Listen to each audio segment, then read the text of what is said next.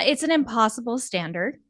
And the thing that is really insidious to your point about the way this is a conversation that has both been weaponized by the right, but is also being used by progressives Hmm. um, as a way of kind of legitimizing a pipeline of content that leads to these very right wing views is incredibly troubling. If you've been online lately, you've probably heard that running a business is super easy and anyone can do it. Well, that's complete nonsense. We're here to share with you the real world of entrepreneurship.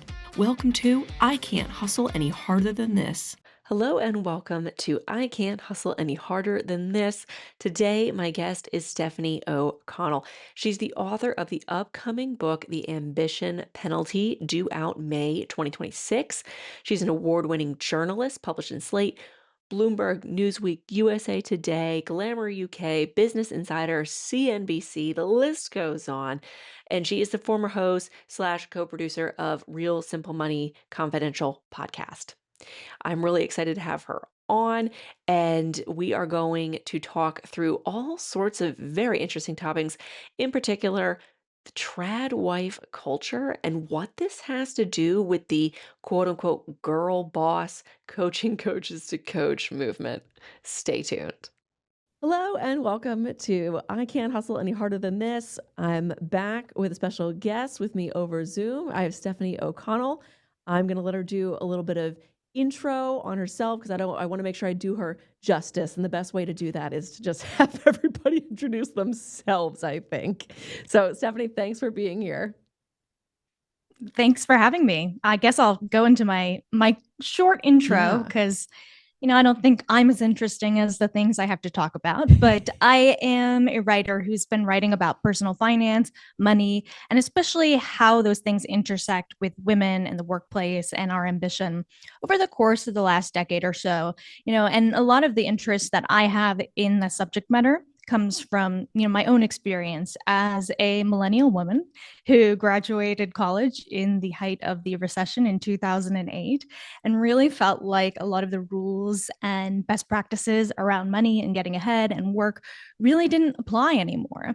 And people would talk about things like pensions and even 401ks. And I'd be like, hey, we're just side hustling out here with 1099s. Like, I don't have employer health insurance or any of these things. And so my interest in money started through my own experience and that of all of my colleagues.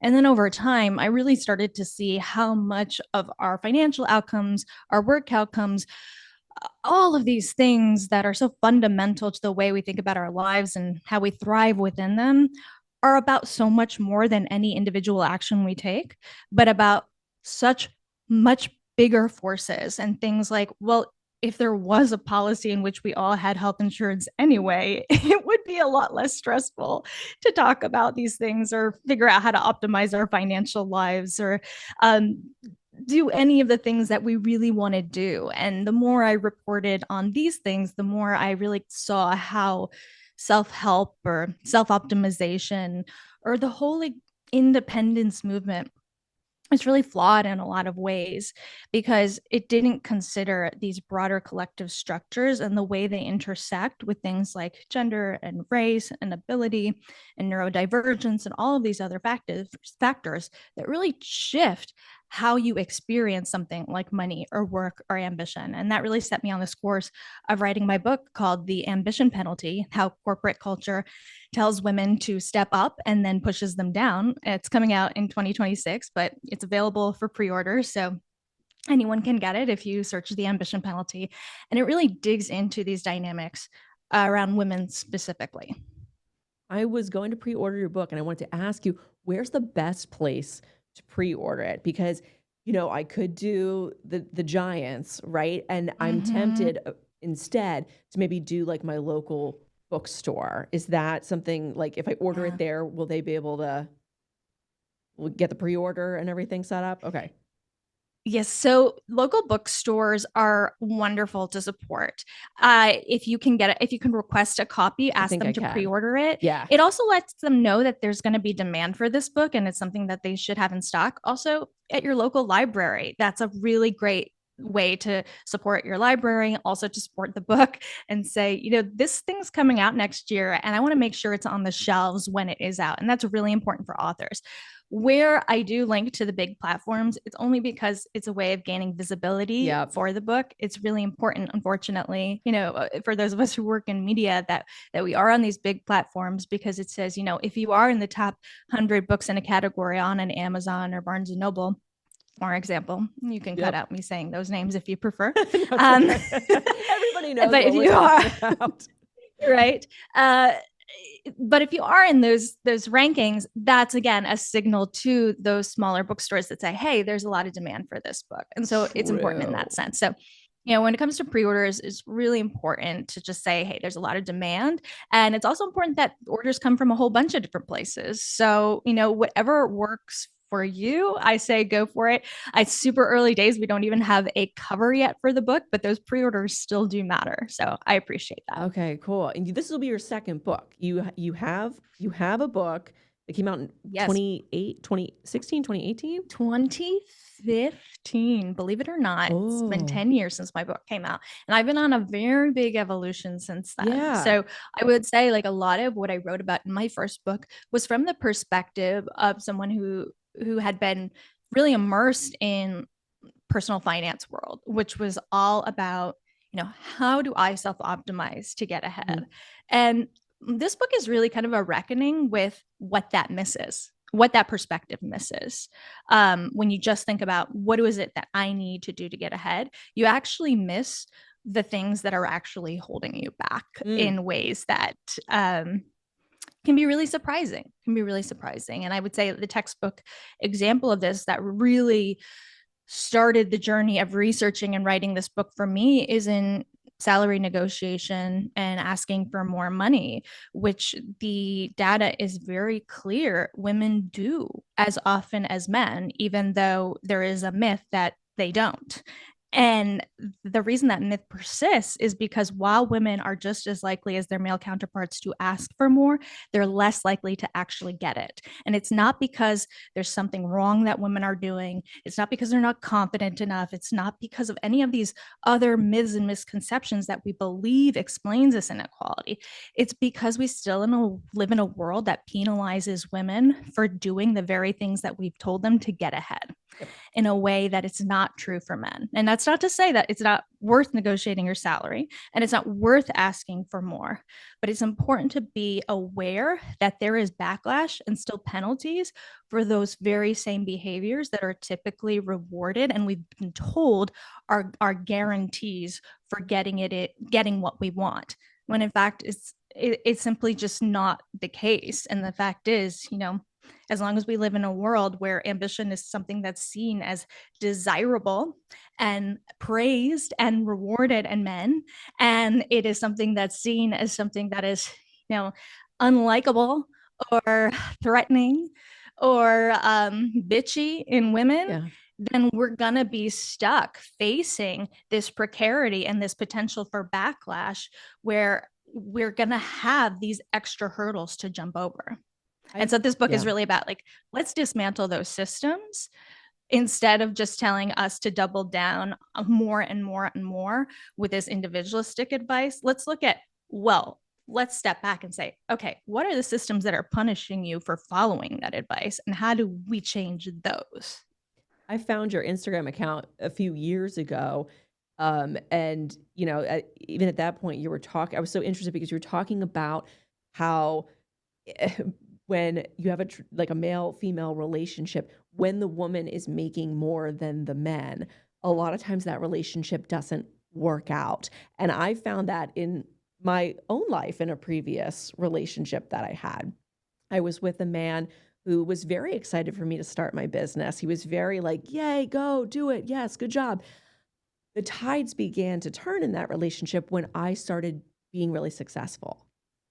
And the more successful that I got, especially when I reached a point where I was making more money than him, that became a really insidious part of that relationship where I think it became very difficult for him to suddenly not be the quote unquote breadwinner in that relationship. And I was like, wow, I'm really seeing this like play out in Yeah. my own life. And I was shocked to see it because I thought, oh, this is someone who's going to be supportive of like me succeeding. And that ingrained, I think that ingrained misogyny and that ingrained like, but this is not how it's supposed to go, came up and consumed a lot of the good things that were happening in that relationship at that time. I can't tell you how common that is. It's Mm-hmm. so common and almost no one talks about it. I was shocked when I came across the fact that there is data on this. It's so common that we have research that shows that men are more likely to be unfaithful in their marriages and relationships when their wives out earn them. They're more likely to emotionally and physically abuse their partners when they don't earn as much as their wives, and they are more likely to withdraw from supporting their partners. And I mean like in material ways, like helping with housework and the things that make a life function. Yep. So that it's not surprised that women are out here being like, wow, I'm doing these things and I did find some measure of success, and why am I so exhausted? We're still picking up, those pieces. And you had a really interesting article recently you posted on Substack about the Tradwife phenomenon and how that's even kind of spilling over into more progressive culture, and how this feeling of like, that I think kind of started with, oh, like women can do it all, but do it all meant doing the same amount of housework and childcare that you were doing before, but also, making this money. And I think this all plays into what I talk about a lot on this podcast, which is multi-level marketing, the pyramid schemes, all the things that get like pitched to women. I just interviewed a friend of mine yesterday who got sucked into a pyramid scheme right after her son was born. And this is like 10 years ago at this point, but it's the same thing now, if not worse, which is she was pitched this idea like, you can drink these shakes and you can lose that baby weight and you can make money. You can work from home and you can like make all this money. And so she's pitched this like this very vulnerable place in her life, pitched this, you should look the way you did right before you got pregnant. Like right now, you should look that way. And you should be making this money. Like, why can't you be also doing this? Mm-hmm. Yeah, it's an impossible standard. And the thing that is really insidious to your point about the way this is a conversation that has both been weaponized by the right, but is also being used by progressives as a way of kind of legitimizing a pipeline of content that leads to these very right-wing views is incredibly troubling, because what we're recognizing is the real, true pain and unsustainability of our current systems. And we say, living in a world where everyone has to be working, hustling constantly 24/7 just to be able to pay for their medical bills, just to be able to feed their children, just to be able to find some semblance of stability, maybe even then not so much, is not sustainable. That's real. What's real is the fact that women are completely overburdened. They are working. Almost all women, almost all mothers, the vast majority are working parents. And they have not reduced their childcare burdens, their household burdens. And so what we see when we talk about this exhaustion and this unsustainability are these real issues. And then what happens is it gets collapsed down into this incredibly gendered argument where we tell women or we say real legitimate things like, well, I just don't even make as much money as my childcare costs. Meanwhile, I don't know that I've ever heard a man say that. And the fact is 45% of mothers are breadwinners for their families. So what we're saying is we are comfortable with women sacrificing their own economic autonomy, their own professional ambition, their lives outside of motherhood to devote themselves themselves entirely to this work in a way that we are not comfortable asking men to do. Yes. And that is incredibly toxic. It's not saying that mothers don't deserve to be supported and have time to care for their children, but it's saying fathers need to be able to do that too. And what we see often is a gendering of a conversation that shouldn't be gendered. What we need is for everyone across gender identity to have more space and room and stability and security in their life to be able to integrate their personal ambitions and their professional ambitions across identity, no matter what. And the fact is, the workplace that demands this like 24/7 hustle and on callness and availability will not change unless men are being expected to shoulder the same burdens as women. Because when we just say, it doesn't make sense for me as a woman to continue doing this when these are our circumstances, not only is that not true most of the time, just logistically and financially for many reasons, but it's also reinforcing a system that requires people who get ahead to have someone doing the unpaid or underpaid work at home to support their careers. And so then these men gain money, they gain power, they gain status, not only at the expense of their partners, but their work and their professional success is subsidized by someone else's labor that no one else can hope to catch up to. And then those are the guys who are saying, we're going to have our return to office policy. We're not going to have work from home flexibility anymore. Right. We're not going to allow for paid parental leave, paid paternity leave. And they do things that work against the interests of everybody being able to integrate these things. So it's so critical when we talk about what choices are available to us, what the compromises we have to make are, that we're not just thinking about our current circumstances, we are contextualizing what we are experiencing within the broader context of like these big dynamics that say, well, not only are we going to not have meaningful leave policies and maternity and paternity and support for caregivers and healthcare to make sure everyone's secure, but we're also going to say that in the absence of those things, men will always be prioritized in terms of their economic security, in terms of their public power, and it will come at the expense of women not having access to those same things. And instead of saying, hey, that's really a problem, we're sitting here and talking about like, oh, well, we just need to value care work. It's really just about us making these quote unquote choices to be at home or be in the workplace, instead of saying, actually, no, that's you don't have a choice at all. And that's the problem. Like, what would really be a choice is for you to be able to take a leave of absence to care for others without risking your economic autonomy and security and long-term career prospects.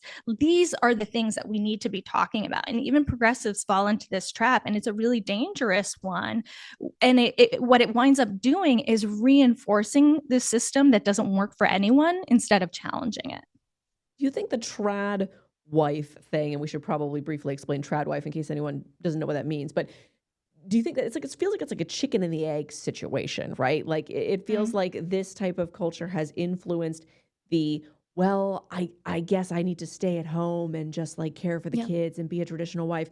And that in turn is also influencing keeping this whole system alive and functioning, as like the men are able to work and they are supported by having, a wife at home who's doing all the other things, keeping them afloat so that they can work these long hours, so that they can create more policies that allow them to keep working those hours, that keep women at home. So is this like a chicken and the egg thing? Like what kind of, it's probably a complicated question, but I guess first, if you can give a real quick summary of like what you feel a Tradwife is, and like where the heck did this come from? Because I feel like this Tradwife phenomenon feels new, at least in terms of like using a hashtag. Like that feels new to me. I feel like I just saw this recently. Yeah. So the reality is that there are a lot of people who care for their children and they're home full time. And I never want to say that that work isn't Of valuable. What course. I want is for that work to be valued, Yes. and I want it to be accessible to people across gender identity, right? My issue is not with supporting care work, prioritizing care work. No. My problem is with saying this is work that is only to be done by women at great expense to their professional lives, their ambitions outside of motherhood, their economic security, and honestly, to the health of their children. Because when Yes. mothers are not safe and secure, neither are their children. And I think that is a travesty.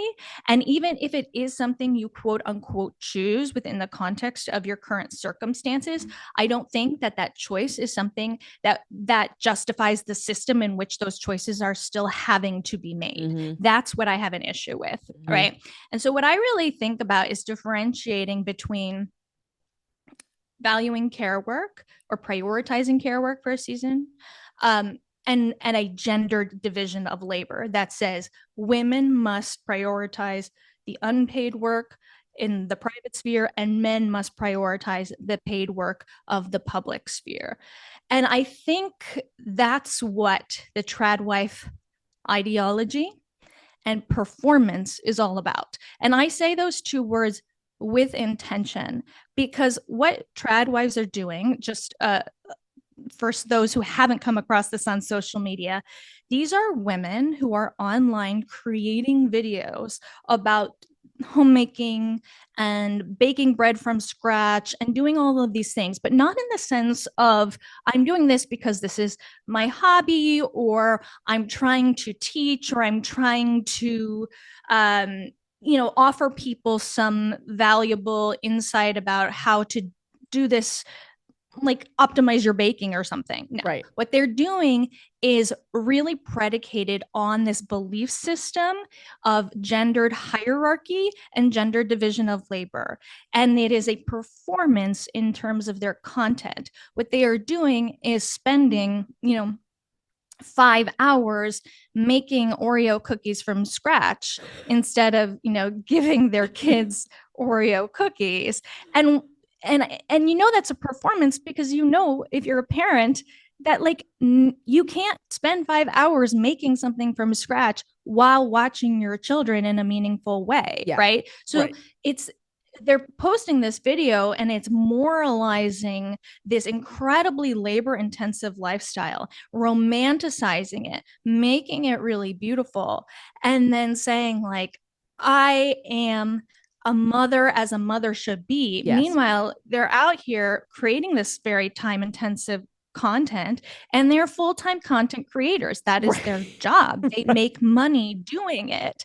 And meanwhile, their children are being watched and cared for by staff we never see on the screen. Right. And they don't portray it that way. They're like, look, I'm doing all of these things. I just spoke to a woman last weekend. My husband and I had like a day date and we had a babysitter come over and we went and it was like a pretzel baking class at like a local place, which was really fun.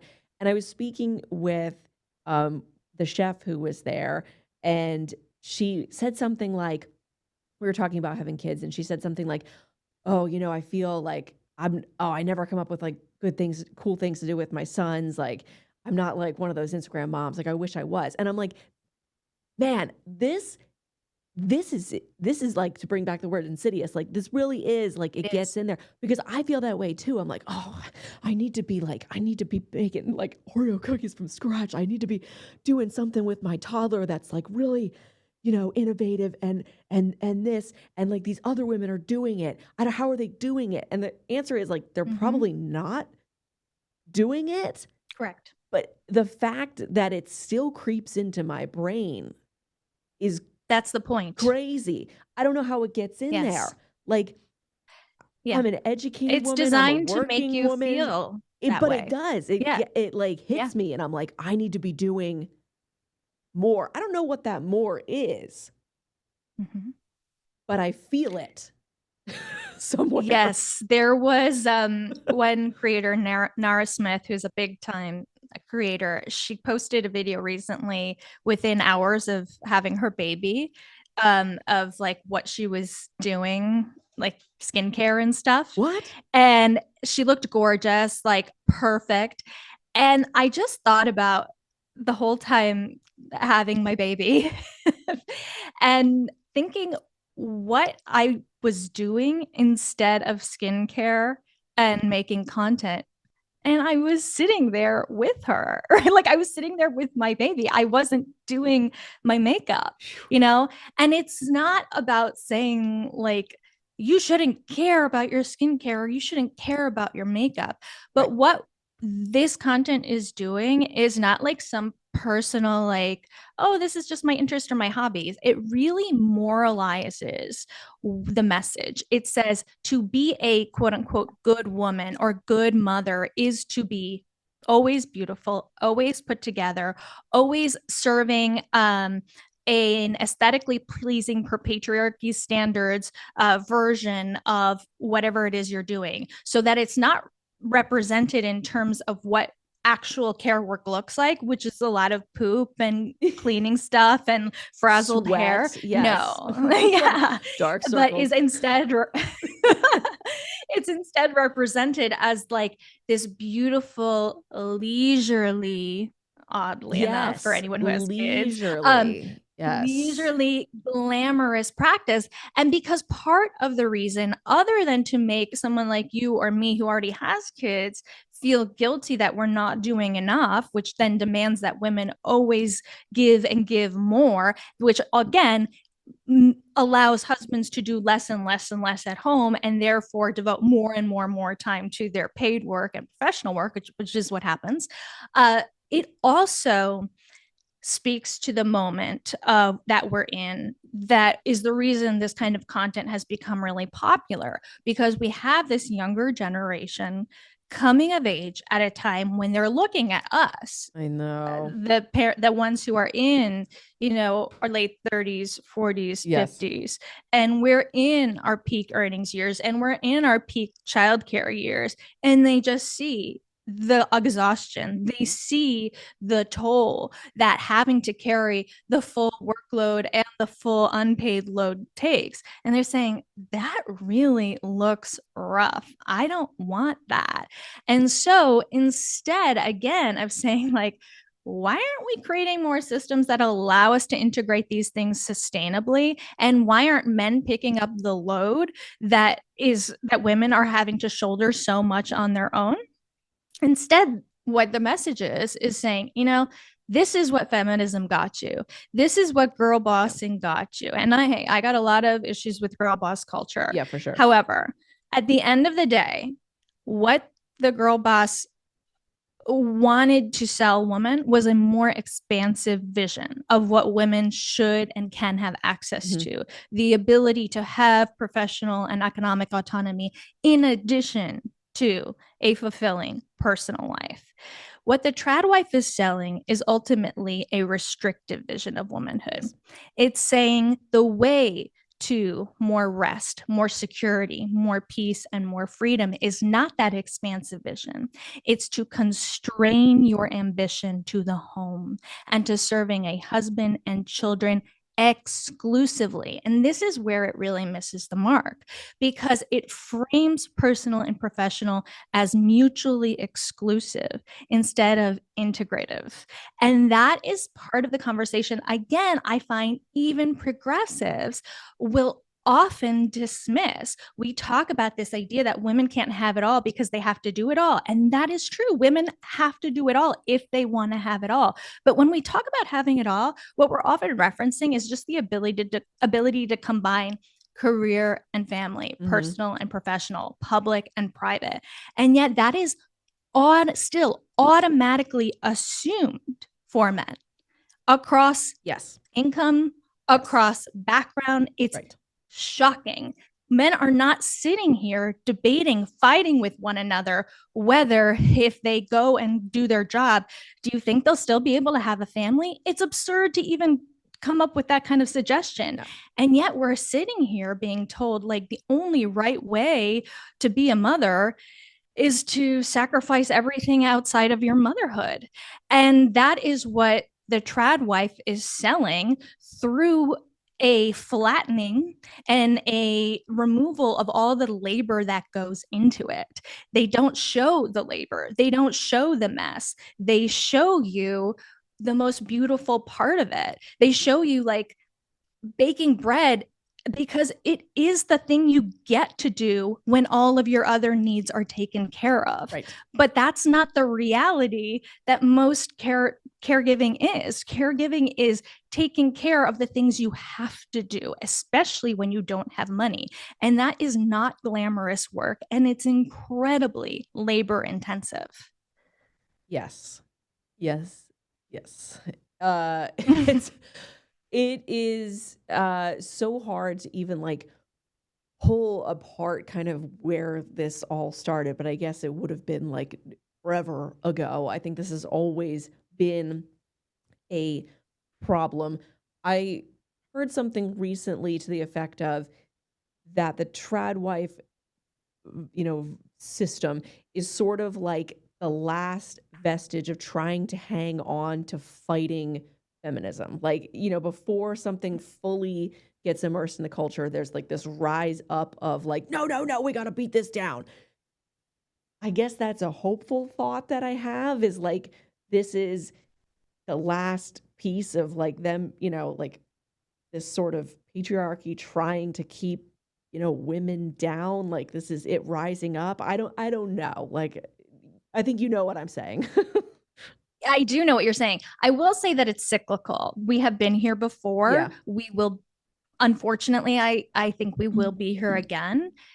But I will say that I do know that this is not sustainable, because it is unequivocal that giving up your financial autonomy, your professional ambition, your life and your world outside of the nuclear family for a promise of security and happiness is simply not borne out by any reality in the data.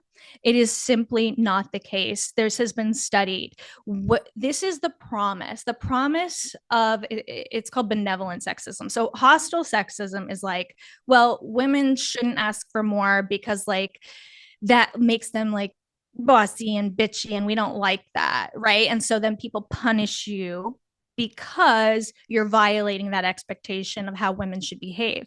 But Mhm. the way benevolent sexism works is it's like the carrot to the stick. So instead of saying we're going to punish you if you don't comply with how women should be, quote unquote, benevolent sexism says you will be rewarded if you look beautiful per our standards of how women should look like, if you serve your husband and serve your children and serve without complaint, with constant gratitude, and embody this vision of femininity per our patriarchal standards, then you will be rewarded with protection and with provision. So this is like the man as provider, the man as protector, right? Mhm. That is a lie. It is statistically not borne out in the data. In countries that have the highest benevolent sexism, they also have the highest hostile sexism. Yep. In those countries, there is more tolerance for physical abuse Yep. of intimate partners of women. Women have fewer rights. Women's reproductive rights are more likely to be restricted in those Mhm. places.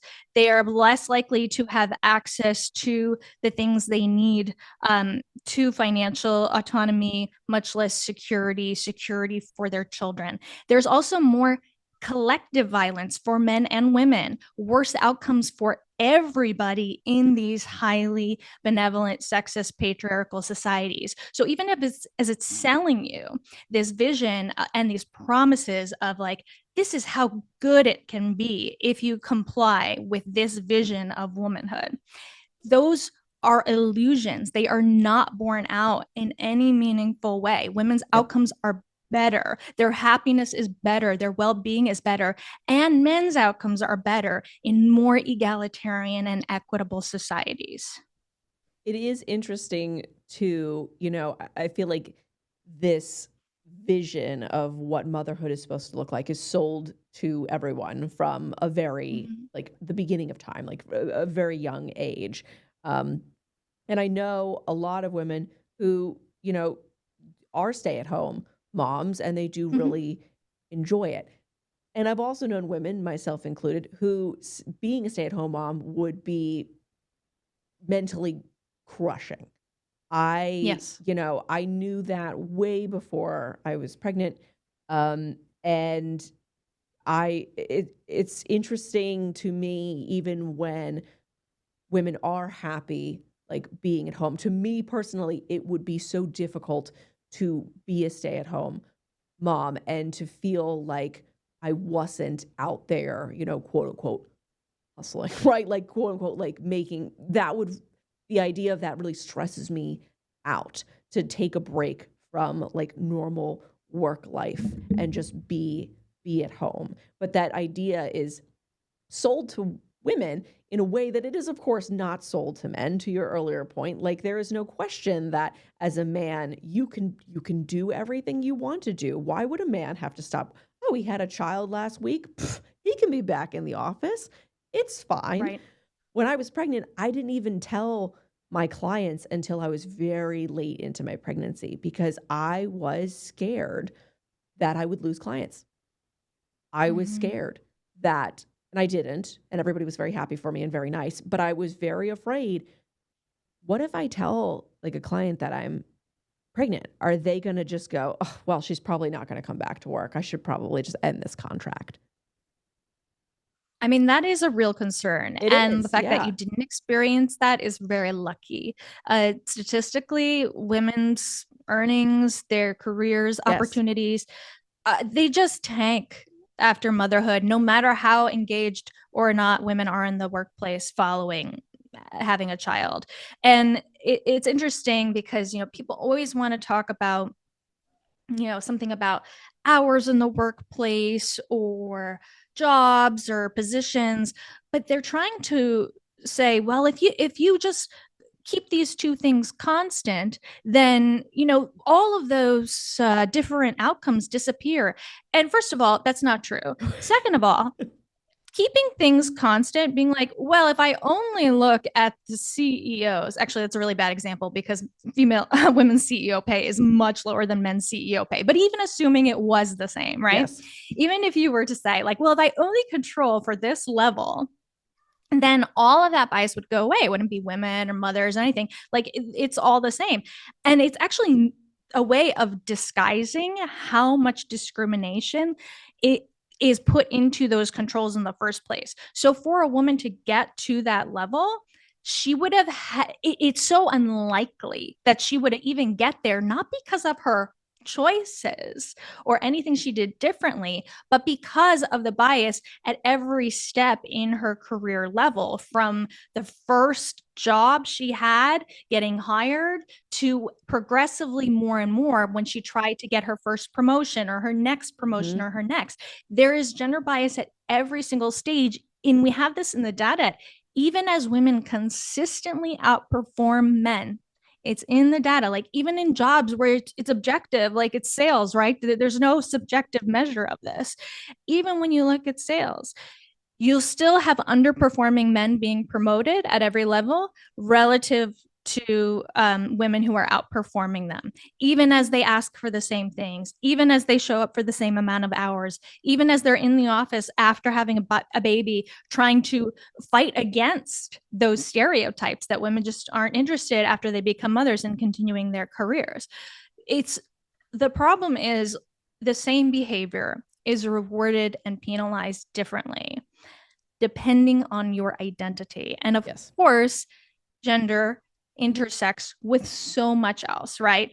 There's a huge racial component in this. And the way gender and race, for example, intersect is also very interesting. There is a very specific whiteness to the Tradwife trend.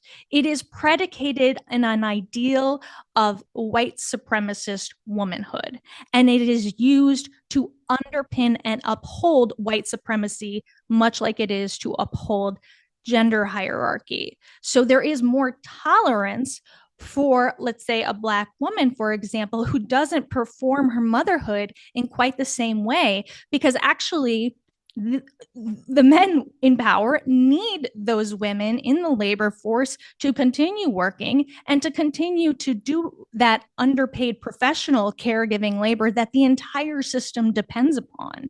So it's really, as again, the word is insidious, like the way these systems operate serve almost no one. Right. Yeah. No, they really don't. And yet we're out here like trying to justify them, explain them away, romanticize them. And this is not to say that like I fault anyone for making their compromises with to get by however they need to. Like, listen, I'm out here on this recording, I'm wearing my makeup, right? And I can sit here and pretend, oh, well, it just makes me feel better. But that's not a neutral thing, right? It makes me feel better because, like, those are the standards that have been set by the systems of power that say, to be taken seriously, to have people want to listen to you and hire you. And like, my feeling better is because of that system. And it's true. Like, it's true that if I put my makeup on and I show up in a certain way, like I am going to have a lot more success. It's statistically in the data. We see it all the time. But like that's still not a neutral thing, right? It's still me complying with the status quo for my own benefit. And that's not that does have some harm, right? Because I'm not challenging it in any way. I'm using it to get ahead myself, but I'm not like saying, actually, I'm not going to do this because this system is completely messed up. And these are like the compromises we're always dealing with, right? We're always compromised under capitalism. We're always compromised under patriarchy. Even like this whole thing about like, well, women get ahead, women getting ahead, women getting power. Like, is that any better, right? It's still capitalism. And that's true. Like we're all still compromised under capitalism. However, like I really always want to differentiate between like when we're talking about ourselves as individuals, we are all coping with these systems. What we don't have to do is then justify our coping mechanism. So I'm going to sit here and I'm going to have my makeup on because I'm coping with like, this is the reality of, our lives under capitalism, patriarchy, white supremacy, all the things, right? But I'm not going to sit here and be like, okay, ladies, like makeup is really just so empowering and it's my personal choice to do this. And that's feminism. No, that's garbage. And it's the same thing with being at home, right? Like I had like almost no childcare the first year of my daughter's life, but I'm not going to sit there and say, okay, ladies, this is what it means to be a real good mom and to really devote yourself to motherhood. And this is what everybody should be doing. Because it's like, that is not like doing anything to challenge the status quo. That is not making anyone's material experience of motherhood better. What would be making a woman's experience of that situation better is making sure that that woman is being paid for her labor and being paid for her care work. And we don't get to that kind of change by sitting here and glamorizing it and pretending it's okay. Is that, I think part of the solution, of course, is having these types of conversations and, making people aware of these underlying problems.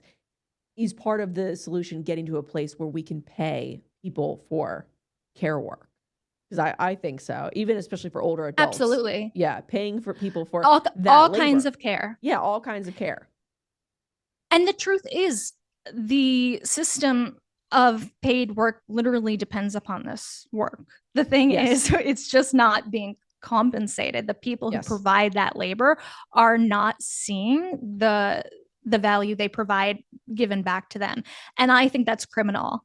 And I think what I advocate for is actually a system that would enable more people to devote themselves to that care work. But it would just be that it wouldn't have to necessarily be women. It could be anybody. Yes. And the reason that the people who are promoting Tradwife content actually don't support those policies is because they don't care about care work being supported. They care about maintaining the gender division of labor that redirects the economic power and autonomy to men at the expense of women. Yes.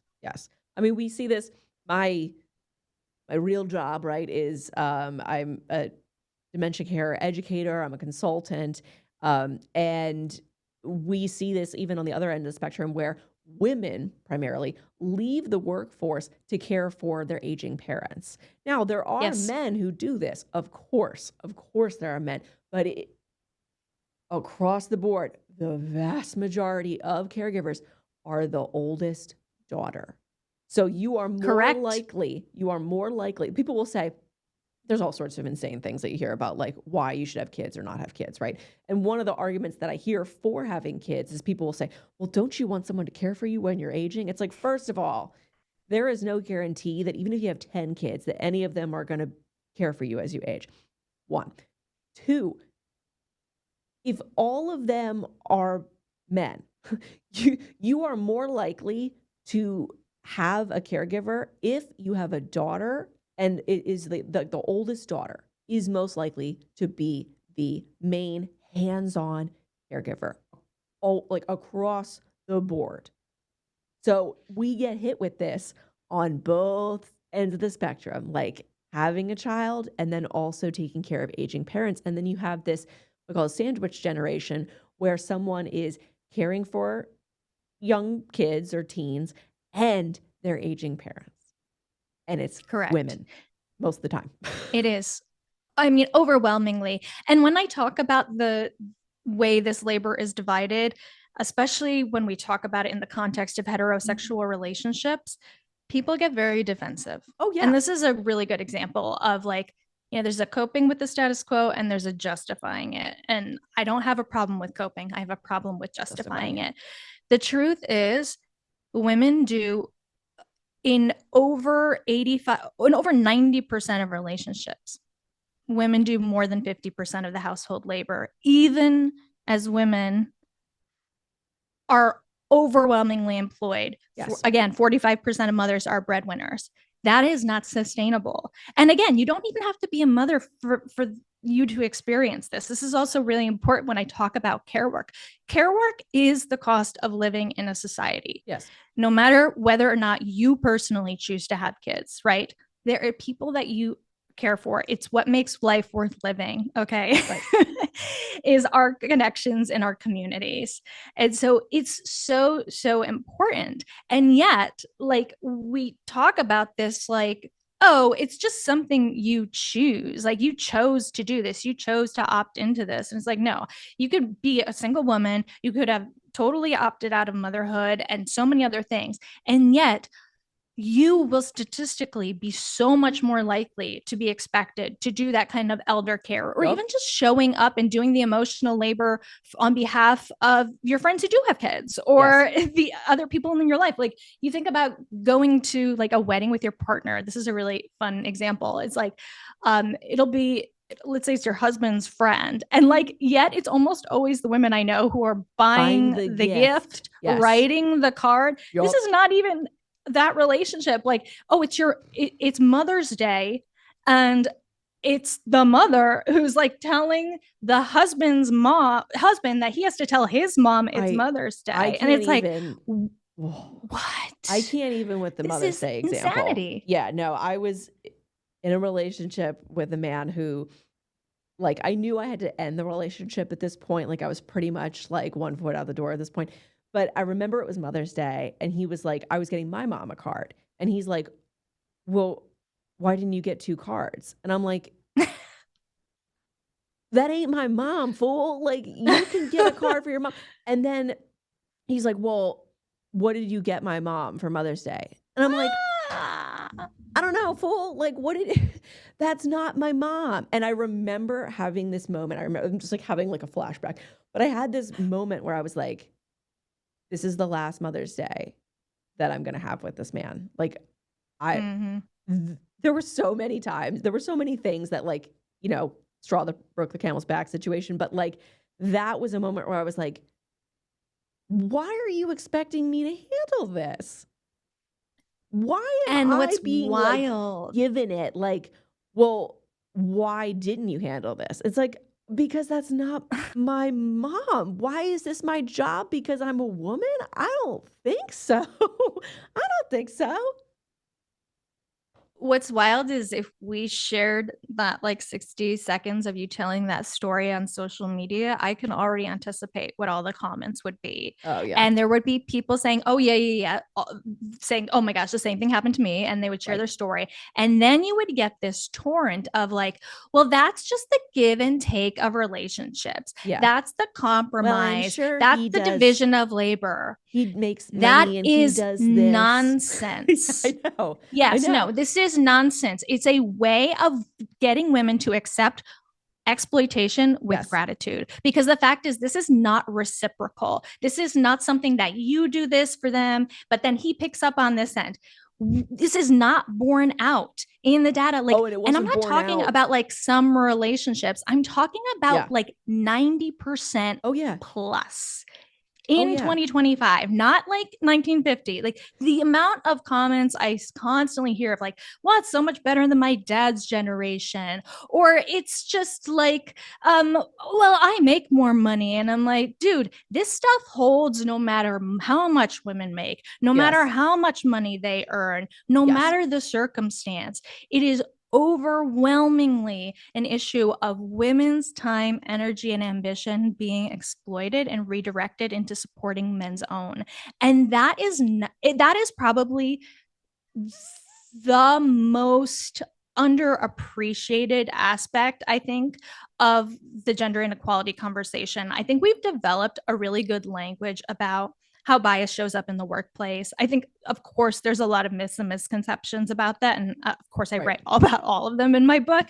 But I actually wound up devoting about a third of the book to relationships in the interpersonal sphere, because I don't think we've really connected the dots well enough on, first of all, the extent to which this is the norm and not the exception. Like people saying, well, you just chose wrong. And it's like, no, you don't choose wrong when like 90% plus of heterosexual relationships are like this. This is the norm, and it's an exploitative norm. And then the second thing is the extent to which that interpersonal inequality at home underpins the inequality in the world outside of it. Married men make so much more money than their single counterparts, even if you control for like the selection process. So yes, wealthier, more educated men are more likely to get married to begin with. But even if you control like for the same kind of characteristics between those who are married and those who are single, married men still are earning, I think it's like a 30% wage premium relative to single men. And then single men's incomes actually track pretty well with the women.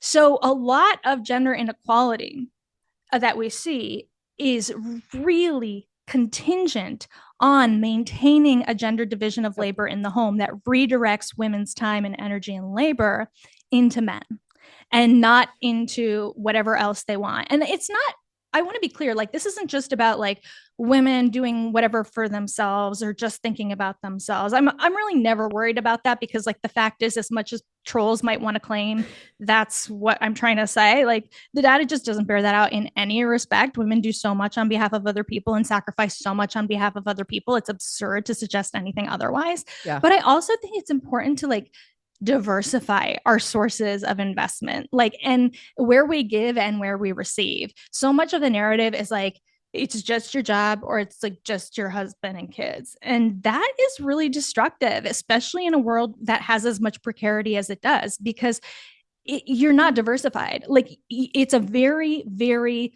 closed, isolating way of living life. And that leaves you incredibly vulnerable when you inevitably experience some kind of setback, whether it's a breakup or a divorce, or whether it's a job loss. You need diversified sources of community, of meaning, of economic support. And so like, I don't think it's just about like having your own money and or just about like improving your marriage. I think it's about like building your community, building your friendships, getting into your local neighborhood, and really thinking like, where can I give in these spaces so that I can receive from these spaces, so that like inevitably when life happens and something blows up on the career end or the marriage end or the kid end or like whatever else there is, I have all these other things to draw on, because that again, is this vision of like what's an expansive version of where our ambitions can manifest versus like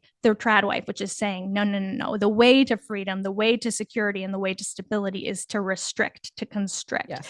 And I just want everyone to keep in mind, like, no matter how progressive or benevolently someone is framing what they're selling you, if it asks you to shrink, if it asks you to make small, if it asks you to make mutually exclusive, it's a red flag. That's a great summary. That's a great, like, I think, point to wrap on. If it causes you to shrink, if it causes you to condense what you're doing, that is a red flag. If it sticks you in a system, in a role that you are not allowed to break free of. And I want to be clear, I'm not talking about productivity. I'm not talking about like doing more or doing less. No, I'm not talking about output. I'm talking about aspiration. Yes. Right? What are you allowed to want and be? And who are you allowed to be in community with? And I think like we have lost the plot. And I think, sorry, I know we're wrapping, but I do want to make this point. Yeah.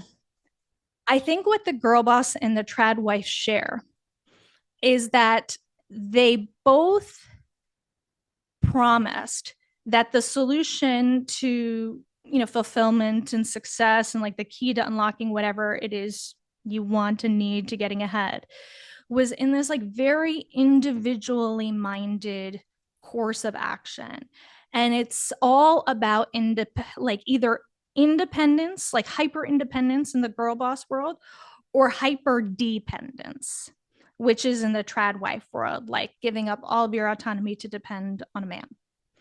And the truth is that like it's in between. Yeah. It's in interdependence, right? It's about diversifying our sources of meaning and community and support and finding that whole world of like what it means to be alive and to be human that exists in so many places. And it isn't just about us. It's about us in the context of everybody. I think I need to get you to co-write my book with me. Girl, my writing process is so slow. It took me like 3 years to write this book. I have three books, but they're all about dementia. They're published. And they're all about dementia. So I'm writing this fourth book called "I Can't Hustle Any Harder Than This," about all of this, right? And yes, yeah, it's tough because I'm trying to get this book out there and like find an agent, find a publisher, and everybody's like, but all your other stuff's about dementia. And I'm like, I know, like I happen to know more than just that. But all of this is so interesting. I feel like we could have a million more conversations. One of them especially about being a woman online and talking about this, and probably all the absolutely batshit crazy stuff that you get commented underneath. It's like, that's a whole thing I don't even want to get into right now, but at some point is worth getting into because I'm sure it's horrifying. It is. Yeah. Yeah. It's both horrifying, but I will also say the thing that gives me some hope is not only that there are so many people who then also share their stories, which is, I think, like one of the most important things, because almost everything we're talking about, people feel isolated in, they feel alone. They think they're the only ones experiencing it. Yeah. And then they internalize it. And so they say, oh, this is happening in my marriage, or this is happening in my career, or this is happening with my kids, but it must be me, right? It's that hyper individualism that both the girl boss and the Tradwife share, that say, hey, if something is hard for you, you're not following this script right. You're not doing and so it's enough. Something you're not doing, whatever it is, hard enough, whether it's serving your husband or serving your boss, right? Right. Both of them say it's your fault. Right. And so they both tell us that we have to internalize the problem, like, oh, well, like I can't get my husband to share the household labor. I must not be asking sweetly enough. We must not be like having enough sex. Like it's all of this nonsense that really just winds up exhausting women even more. And like we buy these books, we schedule couples therapy, like we create these checklists, and then all this time, like these guys are getting more and more free labor. We're getting more and more exhausted. And then we're like totally thinking, oh my God, I'm such a failure. Yep. Why am I in this position? Maybe I just should give it all up and be a Tradwife. And it's like, no, that is not it, right? You That's are not not solving the the problem. problem. Yeah, it's not solving the problem. It's going to make it worse. And you got to get out of your isolation. We have to talk about these things. We have to realize that this is not us. These are not isolated experiences. Right. These are widely shared. And the way we challenge them is collectively together. So building community, oh my gosh, so important. I don't even know what got me on that tangent. You can't stop me. See? Stefanie, you have a book coming out, The Ambition Penalty, in May 2026. You're an award-winning journalist, published in Slate, Bloomberg, Newsweek, USA Today, Glamour UK, Business Insider, CNBC, former host, co-producer of Real Simple, Money Confidential podcast. You got a lot going on. You want people to pre-order your book. Where else can people find you? You're big on you're getting big into Substack lately. I'm trying on Substack. Yeah, it's tough out there. It's tough out there. It's tough. I mean, I'm just like a very inconsistent person. You just read my bio, but like it took me, decades to get all that together. I am a very slow moving person. Most people aren't doing this in many decades. So don't sell yourself short. But where do you want people to find you? Instagram, Substack? Yeah. I'm most active on Instagram. Yeah. So my handle is Stefanie O'Connell. Stefanie, I spell it with an F, not a PH. And you'll find me there. And on Substack, it's called Too Ambitious. And then the book, that's the big one right now, called The Ambition Penalty. Again, like you won't see a cover if you order it right now, but hopefully that stuff takes soon, by the time someone else hears this podcast, it'll be up. Well, I will. I'm going to pre-order it. I'm excited. Thank you so much for coming on today. This is a super interesting conversation that, I think we probably need to have a few more of these and keep this whole topic going and have people thinking about this, about all of this, because it's so complex. And the only way we're going to make any progress is if we have hard conversations about insidious structures. That's it.